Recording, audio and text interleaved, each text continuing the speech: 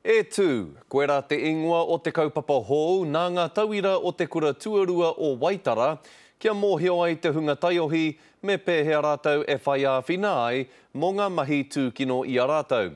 Ko te manu tioriori Māori rā, a Stan Walker tētahi, e mōhio ana ki ngā huatanga o te tūkino.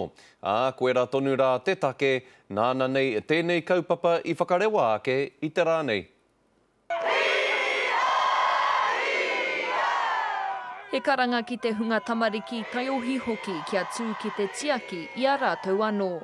Kia mōhio ai te iwi, e hara tēnei i te kaupapa kino, he kaupapa Māori e tēnei, Hūmāori e tēnei, he kaupapa kia ora ai a tātou nei tamariki.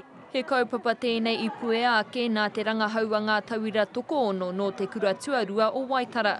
I kitea neke atu i te iwa te kau orau o ō rātou hua i te kura, ka hore e mōhio ki ngā kaupapa ka taia te ārai me te tuku āwhina ki a rātou mo te mahi tūkino. We need to raise awareness because kids don't know if it's wrong. They don't know how to talk about it because they don't know what's happened. Got something to say it to me, not everyone else. E hara Stan Walker i te tauhau ki ēnei tūmomo mahi tūkino. I te wā i aia e tamariki ana, ka pā mai te ringa tūkino o tētahi tonu o tōna whānau ki te raweke i aia. Just to really stomp on it that you know that it's not alright, but it's alright to talk about.